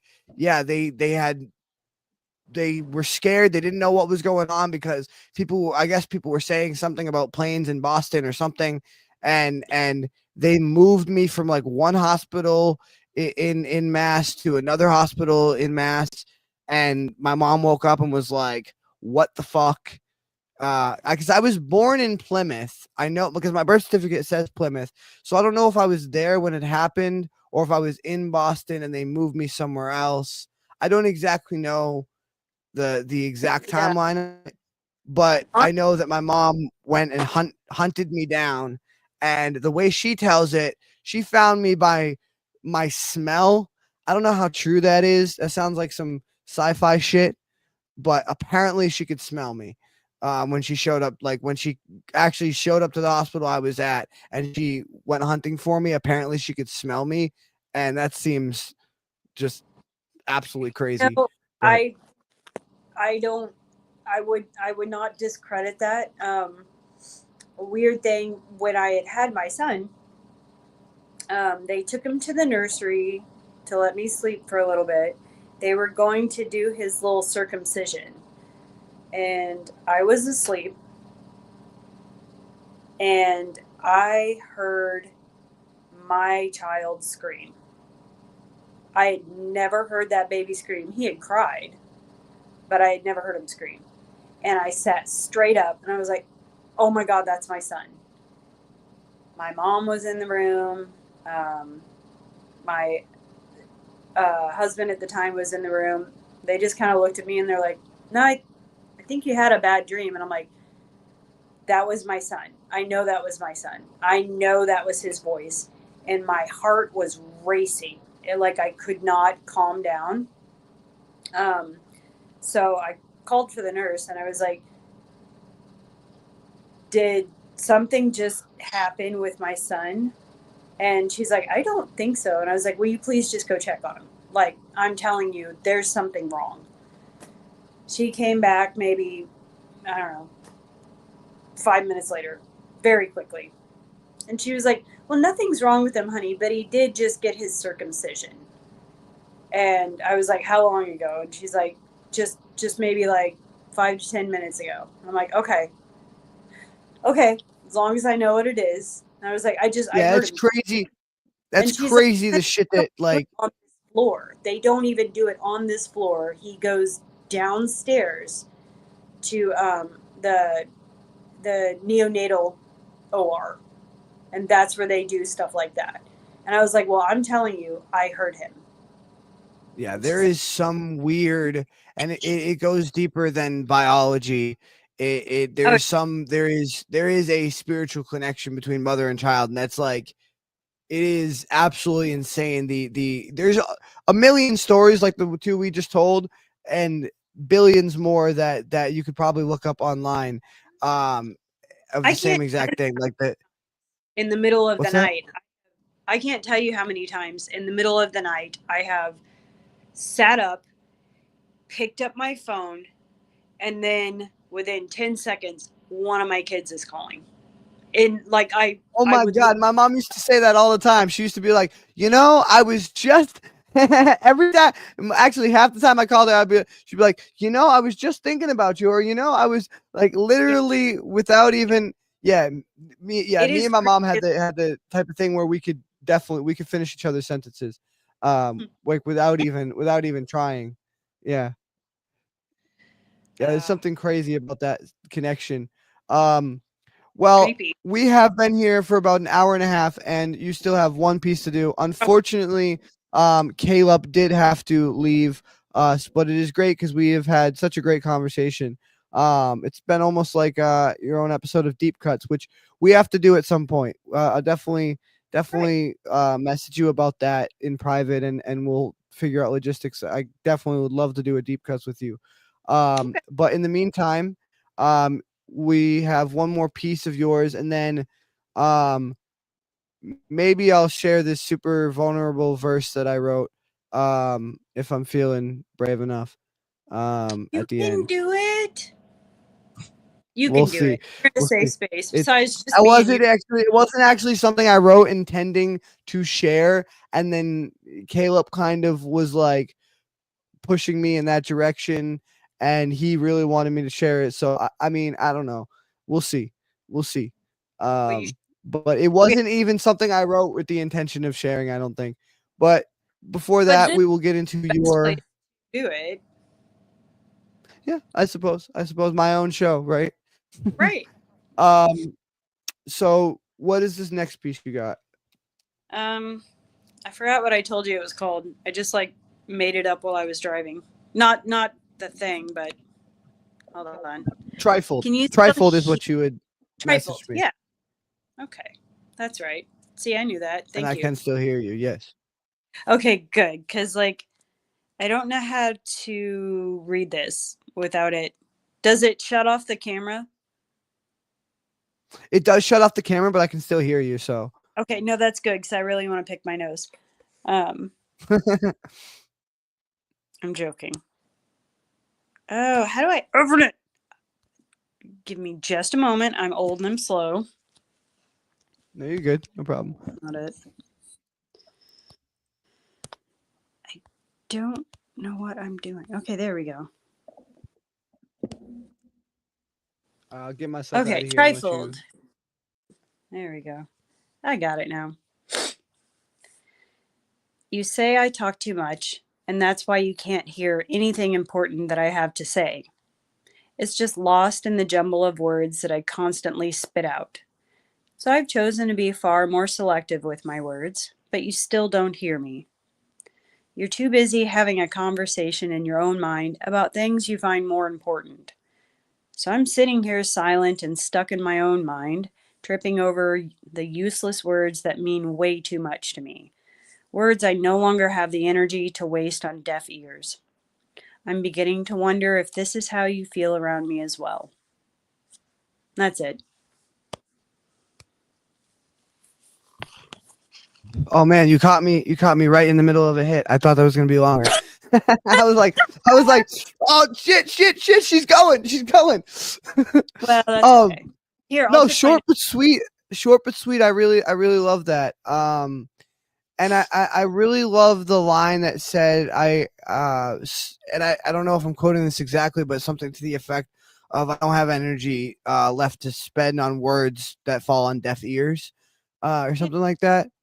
And I really, man, you have no idea how much I feel that sentiment of like, just like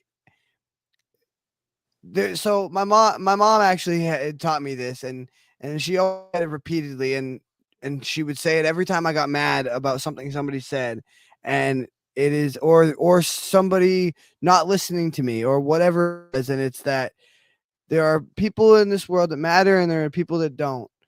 And the best thing about life is you get to choose who those people are. And a lot of growing up, I think, and maturing and just finding your sense of self is, for lack of a better word, like cutting off the fat, like cutting out um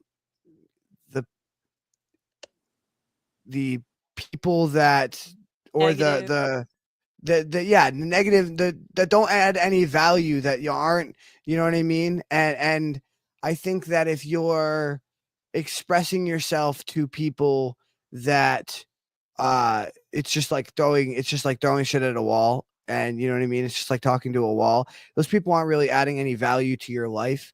And I have found myself having to kind of distance myself from that um kind of thing before. Yeah. But I think in this case, like, I wasn't necessarily writing from a place of, now that angle was one I wasn't actually thinking of, and I love that that's the takeaway that you have of it, because for me that gives it a new perspective. This is what I love about your show. You can get new perspectives even on your own, ramblings and journal thoughts. This one for me was almost like that. Oh, there's a Simon and Garfunkel song where he's singing about, they're having their coffee and their tea, and they've just been these two people with nothing left to say to each other. They've had all the conversations, and they're just in two totally different worlds now. But here they are, you know. I was coming from more of an angle of, there are certain people in your life that you're in relationships with, like for me, with my husband, like, and you just get to little places, little ebbs and flows where you're just not connecting anymore.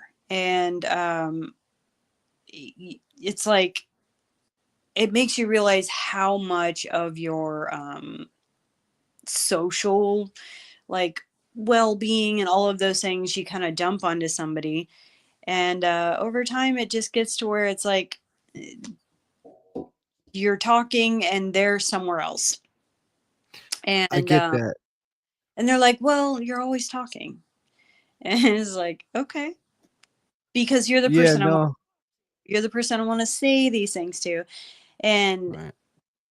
usually, don't get me wrong, this is not the characteristics of our relationship in a whole, but this was a particular day when I think I was just getting on his damn nerves, really. um, but I think for a lot of people in relationships get to a place to where uh, you go through phases where you're not communicating with each other anymore. You're kind And of I think lost. that's especially when you live together too. Yeah, And it's the same because when like even when you like okay, so for I'll give an example myself. Last week, I took my girlfriend out on a date, and when we first walked in, I had this moment, like this sudden like dreading moment of like, oh my god, what are we gonna talk about? Like we're gonna sit here for a whole like hour and eat like I like and I've known her for 10 years, like we have been best friends for 10 fucking years, and I got a yeah, moment of like, oh my god, we know each other so well, and they're so like we're together every day, all day long. What the fuck do we have to talk about? And yeah, thankfully, it wasn't like that. Like it was because we've been best friends for 10 years, and because we have such a strong connection. It was the second we ordered our food, we, I mean, it's just natural, you know. yeah, And I don't know why I had that like moment of worry, but I definitely felt that sense of like, and I felt that a lot of times it's like, God, what do we even talk about? yeah. You know, and Because and we've and talked sometimes about sometimes when everything. you're Yeah. yeah. Yeah, sometimes when you're so Well, cooped up with somebody all the time, yeah. yeah. Everything gets very perfunctory. Like my husband I like and that I, we word. we have our routines, and I like our routines because to me it's a sign of our stability in our lives that we built together. We've got a pretty relaxed, happy life, I think, and we've worked hard to do that. Um, but there are times when it's just like daily life is very uh, cut and copy repeat. Mm. Where it's like, hi, honey, how was your day? Oh, it was fine. How was yours? Oh, it was fine. Sometimes we might elaborate a little bit, and sometimes we don't. And I do it too, but this particular thing that I was writing about, um, he asked me how my day was, and that, first of all, that was his first mistake. Don't ask me how my day was unless you want to know, because if I've had coffee, you get like all of it. Um, and I Good to you. realized halfway through, he's somewhere else. He is literally somewhere else. I'm pretty sure he's making trade thingies on his fantasy football league right now, and I'm over here, like bearing my soul as to why today was the day that it was. And then he'll finally look up and it's his turn to tell me how his day was. And about 10 seconds into it, I'm making a grocery list in my head. I'm wondering how many loads of laundry I need to do. Um, and then I'm like, oh, God.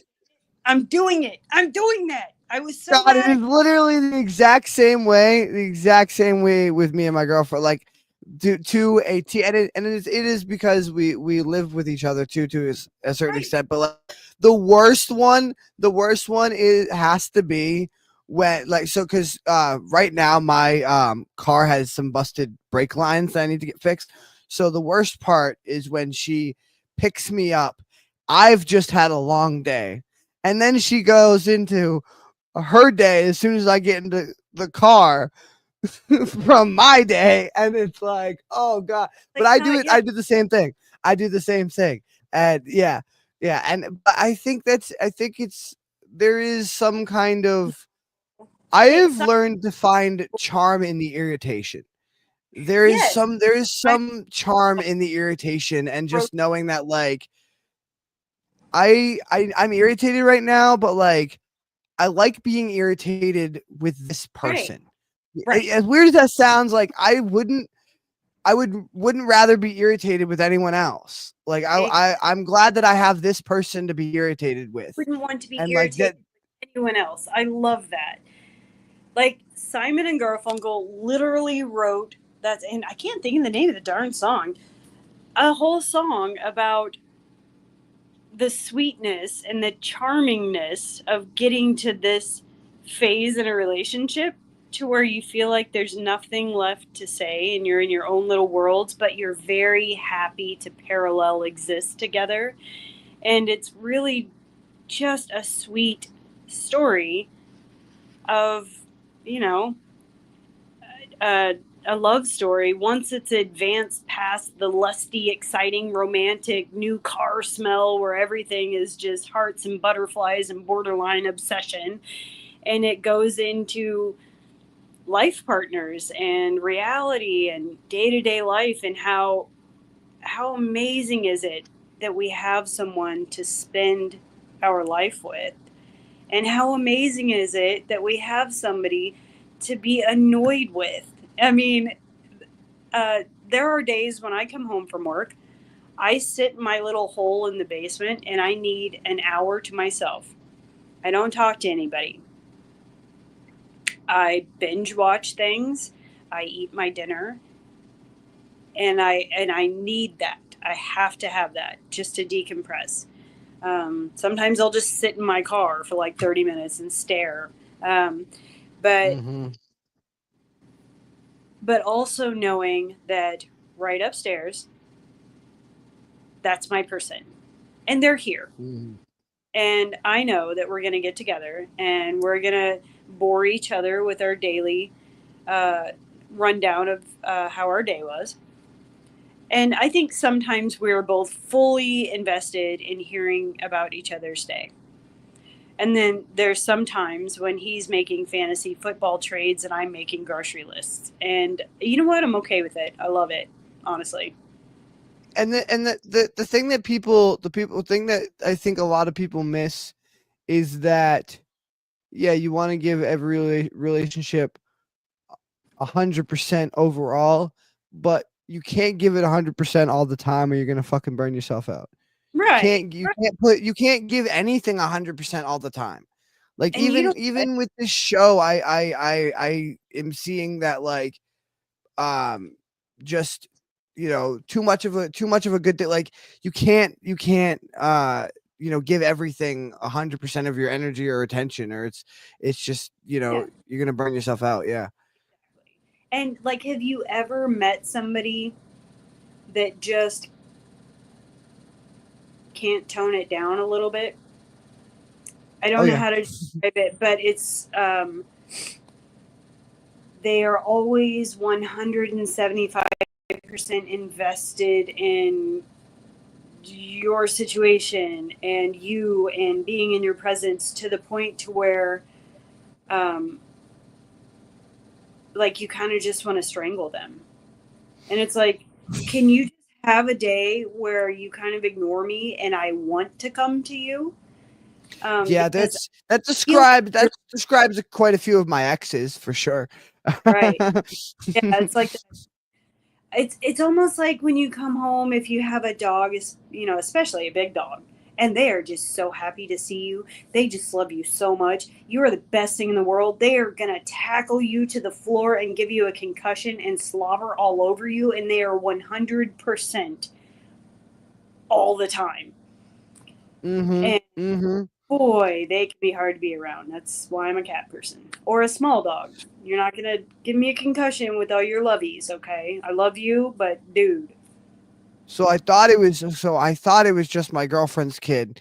And then my wife or not what Jesus, not my wife. My Girl, boss's my boss's wife brought their daughter in, who is about the same age one day, And for some reason, I don't know why, but the fucking kid just like the first day she met me, she just fell in love with me, and now she's like obsessed with me, and it's so cute. But the problem is that It's like exhausting. one of the few times that I see her are normally at work, and I'm like in that work mind, and I'm like, I have to be 5-year-old mind and work mind at the same time, and I can't be 5-year-old mind and work mind at the same time. It doesn't work that way. That's why 5-year-olds stay here. Well, adult go to work. That's why Yeah. 5-year-old don't come to work with adult. Right. I but think one of the and then she invited him to her birthday party, and now of course she's got a huge crush on him, and she's obsessed with him and always asking me, when is Bentley gonna come over again and see me, and blah blah blah. And yeah, it's just for some reason I like and it was like this, like even when I was in middle school, I used sometimes, or high school or whatever, I used to have to like get on the elementary school bus because I was late, and there would always be some kid that was like a lost puppy that would find me. I always find like the lost puppies always find me. it's your And they're nature. just like, You're a love very me. nurturing person. It's because I'm a lost puppy. That's why they see another of their own. That's why. It's And they're because like, it's they just see you as a big one of them. And it's wonderful and delightful, but it can get overwhelming. And mhm. so if you had a life partner that was 100% all the time, dude, I don't know anybody that has a life partner that's 100% all the time, that doesn't just every now and then want to hit them with a newspaper or something. No, Like, yeah, I mean sit, shut no, up. no, no, no. I mean, I know for a fact my girlfriend wants to hit me with much harder things than newspapers, for sure. For Well, but sure. that's not because you're overwhelming. That's because you live together, and Yeah. yeah, And I that, and I that's I'm somewhat of an asshole sometimes. You don't let this fool you. Don't let this fool you. I am I can be quite a handful sometimes, for sure. that's everybody. Well, thank you for being here. Thank you for sharing your work with me, and thank you for having such an amazing fucking conversation. This has been Yeah, like no, thank. literally you and me have just talked for over an hour. I'm so sorry, but you're a great person to talk to. You do that to people, Dylan. Thank you. I try. That's the goal of the experiencer experiment, as I like to call it. Experiencement. Hey, I like it. New word. Throw it out there. Make it a. Hell yeah. No, I won't say it. But yeah, I like it. Are you gonna read your Uh, piece now? yes, I am. I will read this before we get out of here. It's a verse that I wrote the other night. Um and I will bring you up and so you can give your thoughts about it, I guess. I don't normally even do that, but I don't normally really share this stuff either, so you know what, Caleb? You better be fucking watching or rewatching this. It doesn't have a title. It doesn't have an anything. So, yo, just so you know, I ain't wrote shit in weeks. And this ain't a song or a poem. No, this is the sound of my soul when it speaks. This is the blood. This is the sound of the whole. Fuck. Let me start over again. I haven't even read this out loud, I don't think. I don't think I've read it out loud once.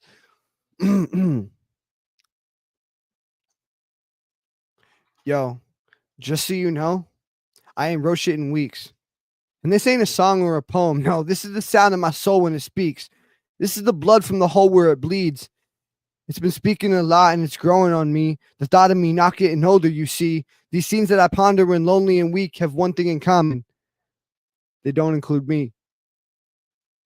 I've been thinking about quitting the show so that nobody sees. My soulmate is this close. I know that she's going to leave. I spoke to my sister. She don't make a peep. Yeah, she's become colder and colder to me. So I'm building a snowman alone in the cold and I'm hoping I freeze. I hope it's so cold that my vocals are frozen and won't even scream. I hope it's so cold that I've broken the bones in my jaw and I choke on my teeth. I guess that my violent emotions have finally folded on me. That's it. That's all I got so far, but That one made me tear up. well, I mean, I thank you, I guess. I don't really. Oh. It wasn't I might expand it now that I'm like I literally just wrote that for me, really. But I ended up sending it to Caleb because we have like a very good relationship and we were able to send each other like I mean it would be fucking kind of ridiculous if he's so comfortable being so vulnerable with me if I didn't reciprocate it, so yeah, him and me have like that kind of relationship, and I sent him that, and so again, he is like one of the people that pushes me to be so vulnerable and like share shit that I'm like not comfortable sharing. So No, fucking that is thank you to Caleb for pushing me to share that. that it really is. It is painfully beautiful. It's like this journal entry of like, hey, I'm the guy that like does a show for writers and is supportive and a part of this big creative network. I haven't written shit in weeks. I'm going through emotional turmoil that makes me want to go outside and die in the extreme weather because it's as painful out here as it is inside. I mean, just there's so much in that, and it's so relatable, and I don't know, it kind of gets my mom thing going where I just want to like give you a hug and be like, it's okay, you need something, I don't know, but it's Well, I will speak on it just a little bit. There was more the lines about the cold, they were threefold. They were a play off of the metaphor that I had made before, which I will get to in a second. But um the cold metaphor was they were play off the cold metaphor, but they were also if you noticed, I was specifically commenting on things that would not allow me to speak. My vocal cords freeze, my jawbones fracture, like, your teeth. and so I'm specifically saying that there's things that have come out of my mouth that have hurt these people that I just mentioned, and that's the line about, I guess my violent emotions have finally folded on me. It's twofold. It's folded on me in the way of suicidal thoughts, but also folded on me in the way of hurting other people that I love and them, being cold towards me because so it's twofold. And the cold metaphor was also obviously twofold, with them being cold to me, and also how like it kind of mirrors the image of coldness on the inside that it kind of makes you feel when someone you love is being like distant towards you. And the metaphor that I was speaking of, it was I was wondering if you would catch it. But it's a frozen metaphor, the snowman line, because Oh, yeah, I'm talking about my sister. So I actually yeah, watched. I'm building. You haven't whoa. Back up. Forget about my piece. You haven't seen Frozen? I was lucky. My daughter was a little girl when that was a rage, and she didn't like it, so I never had to watch it. She didn't. Whoa. She is a very unique young lady, very unique young lady, All and right then. Well, she was. But the building a snowman by yourself, that okay. was So, all right. To give you context, I guess everybody else who's watching probably understood that's probably why you didn't catch the line because no. so to give you context, I don't know if have you heard the song at least? The Let It Go. No, there's a song in there called "Do You Want to Build a Snowman?" And essentially, Elsa locks herself fucking room. Elsa, who has ice powers, which again is tying into the cold metaphor. But Elsa, who has cold powers, locks herself in a room because her parents tell her that's what she's got to do. Locks herself in a room and doesn't talk to her sister for like 10, 15 years. And her sister's like, it's like the saddest fucking thing ever, dude. Her sister's like always coming up and knocking on her door, like, Elsa, you want to build a snowman? And Elsa's always like, go away.